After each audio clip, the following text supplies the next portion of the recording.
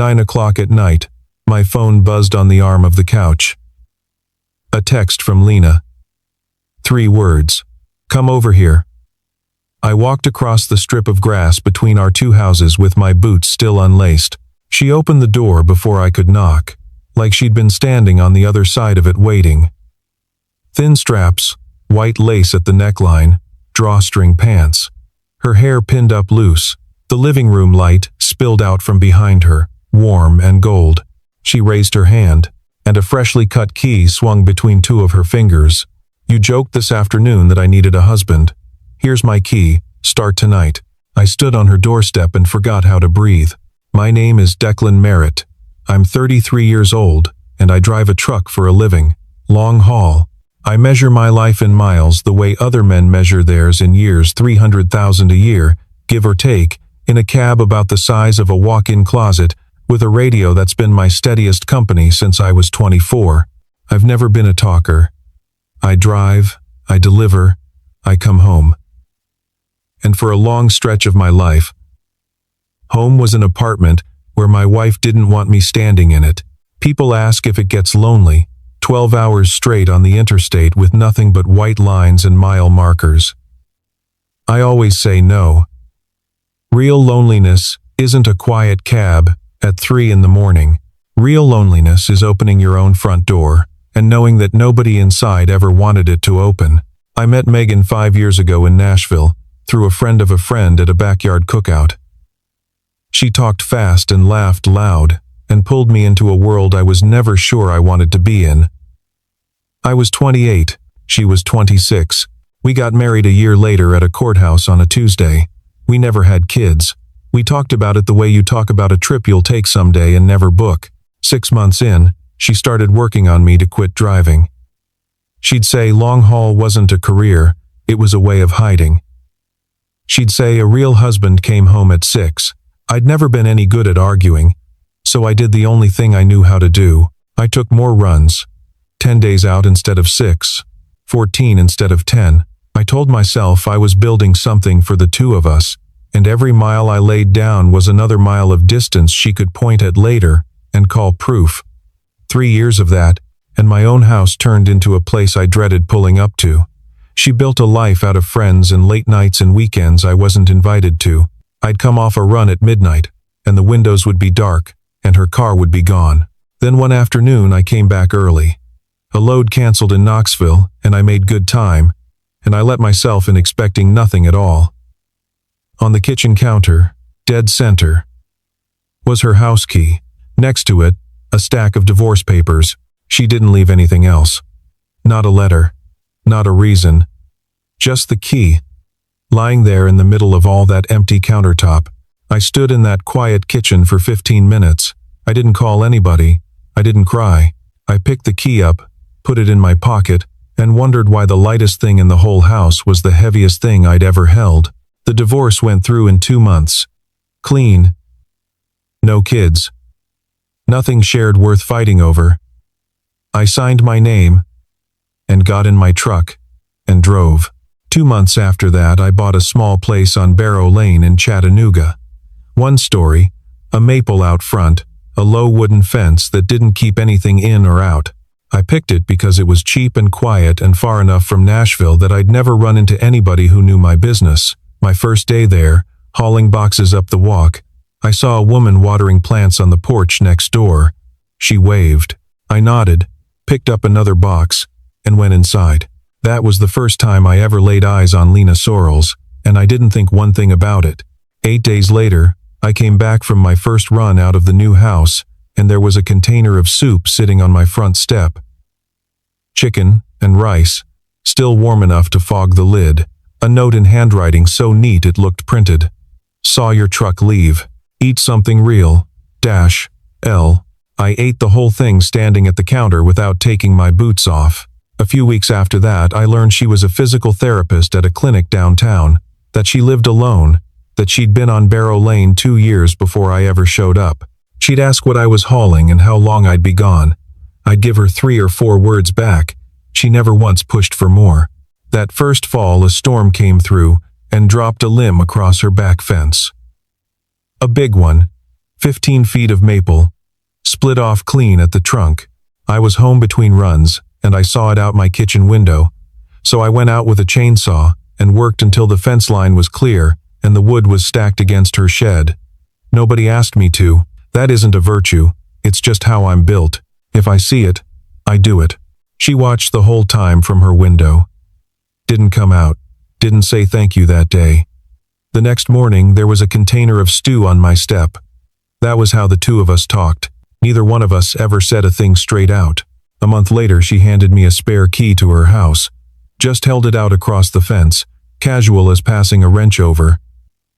In case something happens while I'm at work, she said. Pipe bursts, smoke alarm, whatever. I took it and hung it on the hook by my door and didn't think twice about it. Then I dug out a spare of my own and gave it to her the next day. Because that seemed like the fair thing to do. That's when the rhythm started. When I was gone, she put food in my refrigerator.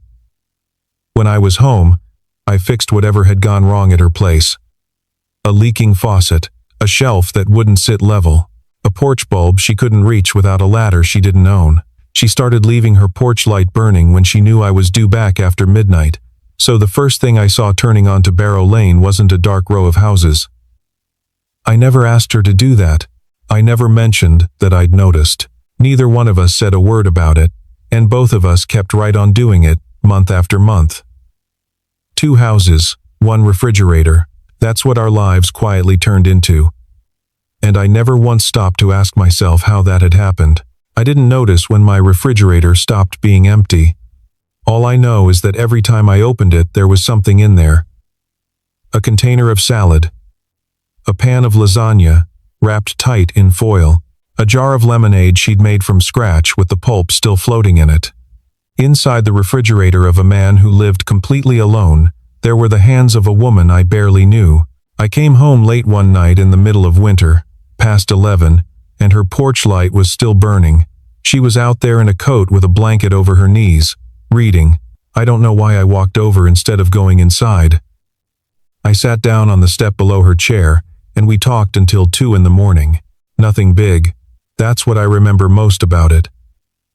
We didn't talk about a single thing that mattered. She told me why she runs in the mornings instead of the evenings. I told her why I'd rather drive at night than in daylight, less traffic, cleaner air, the way the road stops being a job around 2 in the morning and turns into something closer to church. We spent 20 minutes arguing about how old the maple in my front yard was. She said 60. I said 40.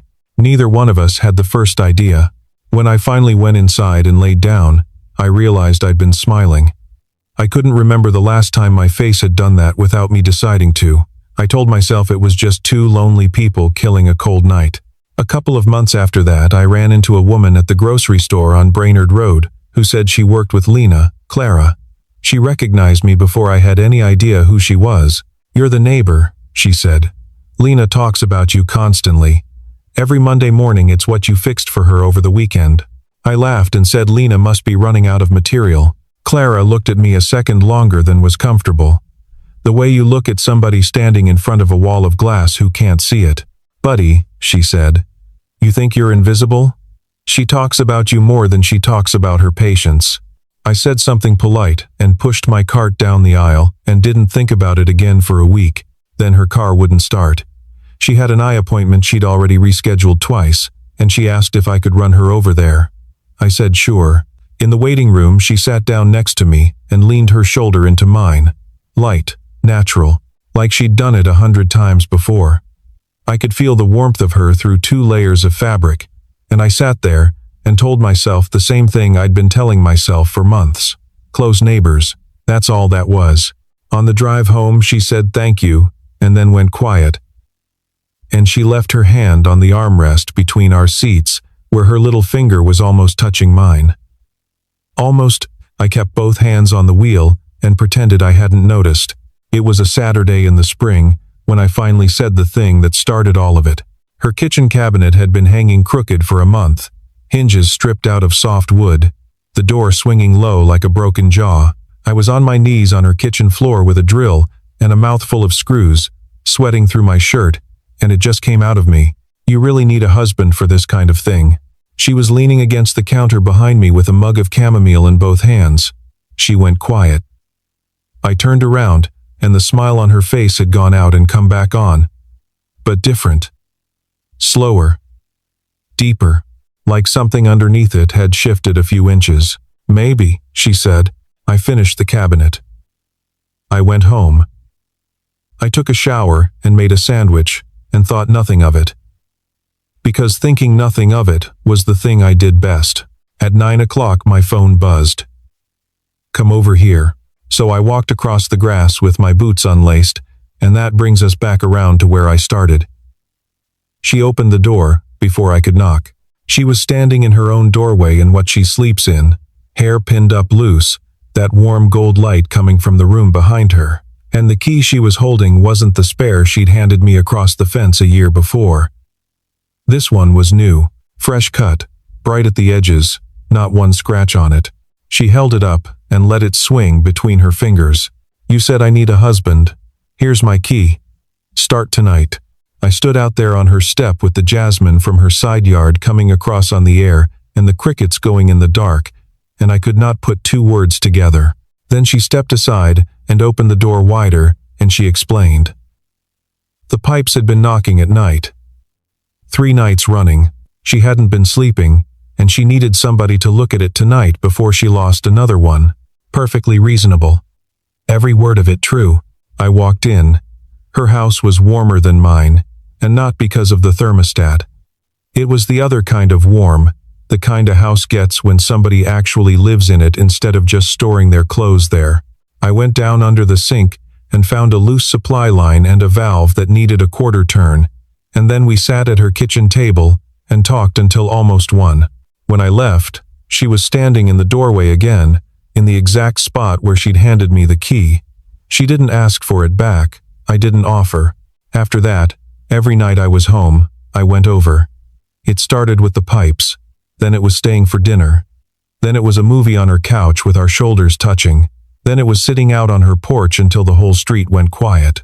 2 months of that. The pipes stopped knocking in the second week. I knew that. I went over every night anyway. And Lena never once asked me why because she knew I wouldn't have had an answer. I was standing at my sink washing dishes, her dishes, from a dinner she'd left in my refrigerator, when somebody knocked on my door. It wasn't Lena's knock. Hers was too, soft, high up on the frame. This was 3 fast ones, hard and impatient. I opened it, and Megan was standing on my step, white dress, red lipstick, that perfume she'd worn the entire time we were married, the one I never told her I hated because it walked into a room a full second ahead of her. I was wrong, she said. I want to try again. She'd rehearsed it. I could hear that in the shape of the sentences. She talked about how much she'd thought it over these 2 years, how people grow up, how she understood things now that she hadn't understood at 26. She said she'd moved down here to Chattanooga. She said she'd never ask me to be anybody other than who I am. She said every bit of it standing in the middle of my kitchen, without once stopping to ask whether I still wanted any of it. I didn't invite her in. She came in anyway, the way she'd always done everything, and her eyes went around my kitchen the way a thief's eyes go around a lobby. They stopped on the glass container on my counter with the masking tape label on the lid and Lena's neat handwriting on the tape. Then they turned to the hook by my door, where a house key that wasn't mine was hanging next to my truck keys. She looked at the key. Then she looked at me. Who's that? Her voice was perfectly level, pleasant, even. But I was married to that woman for 4 years, and I knew that voice. Level was what she got right, before she turned a table over. I told her we were finished, that we'd been finished for 2 years, and that her driving 130 miles down here didn't change any of the arithmetic. She didn't argue. That was the part that should have scared me, and didn't. She nodded, and she smiled a little, and it was the same small smile I'd seen a dozen times across 4 years, the one she wore in the seconds right before she found the thing you cared about most and picked it up to see how heavy it was. Then she walked out. I listened to her heels go down my steps and across the walk, and I stood there in my own kitchen with my hands still wet, feeling like something about my life had been counted and written down in somebody else's notebook. Megan never lost anything without playing one more hand. I knew that about her better than I knew almost anything. And standing there at my sink, I forgot it completely. I took a 3-day run down to Birmingham and back. When I got home, there was no food in my refrigerator. That was the first thing. The second thing was her porch light, off at 8 o'clock at night, and in 12 months on Barrow Lane I had never once seen it off before I went to bed. I knocked. 2.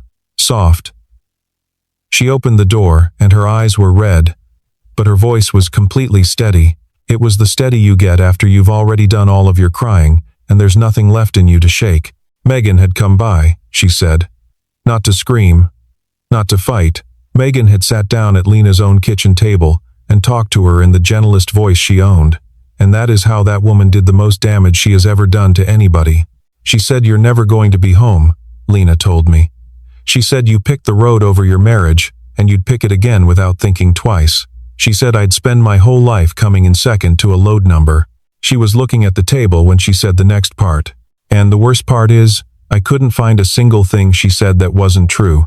That's the thing I need you to understand about all of this. Megan didn't lie. She didn't have to. She took the truth, the actual, factual, verifiable truth of who I am and what I do for a living, and she turned it 45 degrees and let it cut with an edge it had never cut with before. And Lena believed her. Not because Lena is weak. Because the fear was real, and it was hers before Megan ever showed up. She'd watched me leave for 3 days, 8 days, 12 days at a stretch. She'd laid awake and heard my truck turn over at 4 in the morning. She'd built a whole year of small, quiet kindnesses around a man who was gone more than he was there, and somebody had just walked into her kitchen and said the quiet thing out loud in a nice voice. Then she put something on the table between us. It was my house key. The spare I'd handed her 13 months earlier over the fence. She slid it across the wood toward me. Gently. The way you hand back something you borrowed and took good care of. "I don't want to be the one who waits," she said. "I waited for somebody to leave once already. I promised myself I'd never do it a second time." I opened my mouth. I still don't know what was going to come out of it, because she stood up before it did, and there is nothing you can say to a woman who has already stood up. I picked the key up off the table and walked out through her front door and down her steps, and the whole way across the grass I kept waiting to hear that door open behind me. It didn't. That night her porch light stayed off. I sat in my own kitchen in the dark and looked at the key she'd handed back, sitting there on my counter, and I thought about another key on another counter 2 years before, in another kitchen, inside another kind of silence. 2 keys, 2 women, 2 versions of the same exit. Except it wasn't the same, and that's what kept me in that chair until 3 in the morning. Megan left a key and drove away, and I didn't see her again for 2 years. Lena handed a key back and then walked 10 steps into her own house, on the other side of a fence I can see from my sink. She wasn't gone. She was right there. Her car was in her driveway every morning at 7:10, and every evening it came back, and the light above her door stayed dark. For 4 days I watched that house the way you watch a phone that isn't ringing. She'd carry her groceries in. She'd close her door. Nothing else. I could have walked over on any one of those 4 nights. 15 steps. In a pair of boots I didn't even have to lace up. I stood at my kitchen window instead with a cup of coffee going cold in my hand, and I didn't take a single one of them because I didn't have one thing to say that Megan hadn't already made true before I got there. 2 keys, 2 kitchen counters, 2 silences. But this time I knew the person on the other side of that wall was still there, close enough to hear my truck pull in. That turned out to be the worst part of all of it. 4 days later I took a 3-week run. Chattanooga up to Detroit, over to Milwaukee, down through St. Louis to Memphis, and home. 21 days in the cab with the radio and the engine, and my own head, which is a bad place to be locked in with when something is wrong. I thought about Megan the whole first week, about all the times she told me I was hiding, and somewhere north of Indianapolis, for the first time in my adult life, I actually let myself consider it. Maybe she was right. Maybe I did choose the road. Maybe there's a version of me that's just a coward with a commercial license and a good excuse. Somewhere outside Kalamazoo, I pulled into a rest area at 4 in the morning and sat there with the engine ticking, and I made myself say it out loud in an empty cab. 2 years of blaming a woman for leaving, and maybe she'd only been the first person honest enough to tell me what I was. Then I started thinking about Lena, and the whole thing turned over on me, because Lena knew. She knew the entire time. She knew my refrigerator would sit empty for 10 days at a stretch. She knew my house would be dark on a Thursday, and dark again the Thursday after that. She had every piece of information Megan had, and more of it. And she kept putting soup on my step. She kept my key on her hook. She kept that porch light burning at 11 o'clock at night for a man who wasn't going to pull in until Friday. Megan left because I wasn't enough. Lena stayed even though I wasn't enough. The same set of facts, sitting there in plain sight for anybody to look at. 2 women looked at it and saw 2 completely different things, and only one of them had ever been honest with me about what she saw. I came down Barrow Lane at 1 in the morning on a Saturday. My driveway was empty. My house was dark. Everything exactly the way I'd left it 3 weeks before. Then I looked next door. Porch light off. 300,000 miles a year, and the farthest distance I have ever felt in my life was 15 steps across the grass between 2 houses. I knocked the next evening. She opened the door, but this time she didn't step aside. She stood in the frame of it, in the exact place she'd been standing the night she handed me that key, and there was no key in her hand and no smile on her face. Just her eyes on mine, waiting to see what I'd brought with me. I hadn't written anything down. I'd practiced it for 300 miles and forgotten every word of it the second the door opened. Megan left because I wasn't enough, I said. She might have been right about that, but I'm not standing here because I need somebody to take care of me. I'm standing here because I spent 21 days on the interstate, and the only thing I thought about wasn't the road. It was your porch light. She didn't say anything for a long moment. Then she did, and her voice was soft, and it didn't shake. But every word came out like it had been sitting somewhere a long time, waiting for a door to open. I noticed you the day you moved in, she said. You carried every box yourself. You didn't ask anybody for help, and you didn't look up at anybody. And I stood on my porch with a watering can and thought, that man is never going to look over here on his own. Then she told me the soup wasn't neighborly. She said it plain, like it cost her something to get out. It was the only way I could think of to get near a man who wasn't going to look. And every key after that. Every reason I came up with the pipes, my car, the fence. All of it, those were real reasons. They were also me finding a way to be close to you. I stood there and took that, the way you take a hit you never saw coming, except it didn't hurt. It just rearranged every single thing I thought I'd understood about the last year and a half of my life. And then she came, Lena said, meaning Megan. And she wasn't wrong. She was just incomplete. She told me you'd always leave. She didn't tell me that every time you come back, you knock on my door before you open your own. I didn't know that about myself. I had never once caught myself doing it. But she was right. Every run, every single time, I'd park and climb down, and my eyes would go to her porch before they went to my own front window. I reached into my jacket pocket and pulled out the key. The one she'd put in my hand on that step 7 months earlier, bright and unscratched. It wasn't bright anymore. It had been riding in my pocket against my truck keys for 200 days, and it had the scratches to show for it. I had never given it back.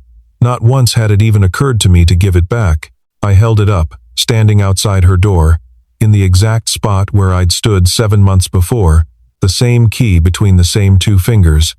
And I asked her the only question I had left in me. Can I start tonight? She looked at the key. Then she looked at me. Then she stepped aside and opened the door wider. Just like the first time, she didn't say anything. She didn't have to. The open door was the answer. And this time both of us knew exactly what it meant. I'm not good at dating. Never have been. I was 28 the last time I tried it, and I wasn't any good at it then either. Our first real dinner was at a little place down on the river, the kind with string lights strung over the patio and a chalkboard menu somebody rewrites badly every morning. I got there 15 minutes early, picked a table, moved to a different one, then moved back to the first one. She showed up right on time in a dress. In a year and a half, I had never seen her in anything but a t-shirt and jeans, and a pair of running shoes with the heel worn down on the outside edge. She laughed when she saw where I'd sat. Far corner. Back to the wall. The last table on the patio. You park at the end of the lot too, don't you? She said. We didn't talk about Megan. We didn't talk about pipes. We talked about 10 other things instead. The movies she rewatches when she can't sleep.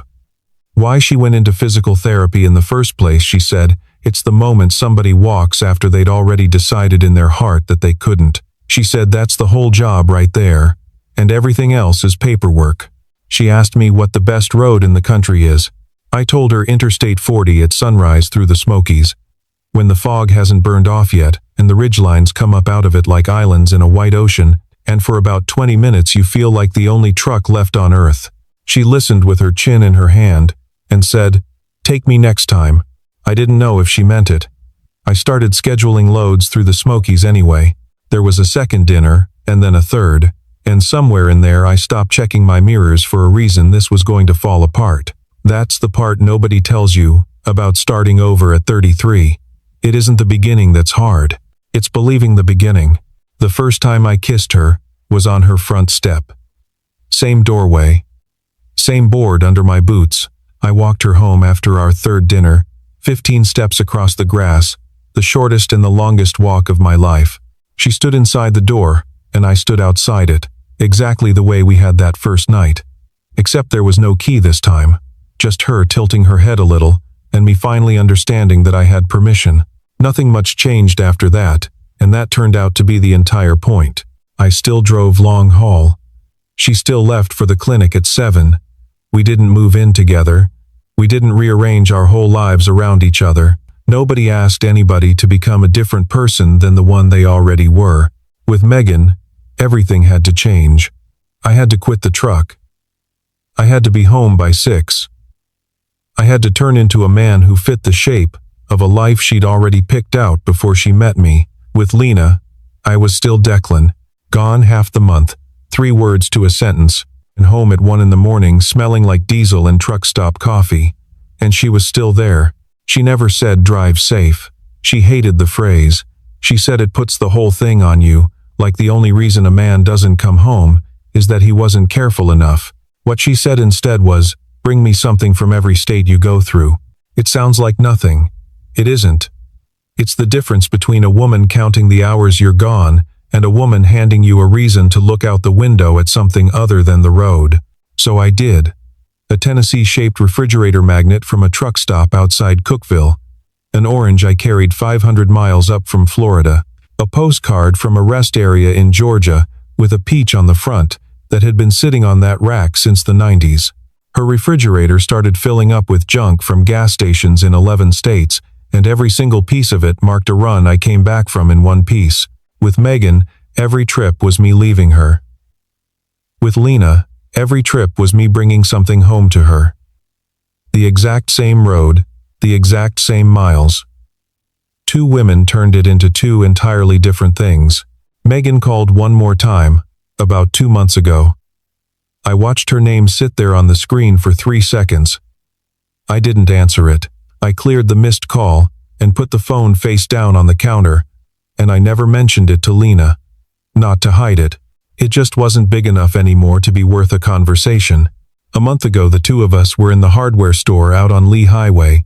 Lena was standing in front of the wall of deadbolts taking her time about it, which is how she does everything. Slow, thorough, turning each box over and reading the back of it like the locks have personalities, and she's trying to find one she can get along with. I stood there with my hands in my pockets for 11 minutes, and didn't rush her once, because after a year and a half I'd figured out that Lena taking her time about something is Lena telling you it matters to her. She picked a brass set for her front door, to replace the one that had been on that house since before I ever moved in next to it. The kid at the counter cut 2 keys. She took the first one off the counter, turned around, and put it in my hand. "This one isn't in case of emergency," she said. I looked at it lying there in my palm, brand new, bright at the edges, not a scratch on it. Exactly like the one she gave me on her doorstep 7 months before. But there was no story attached to this one.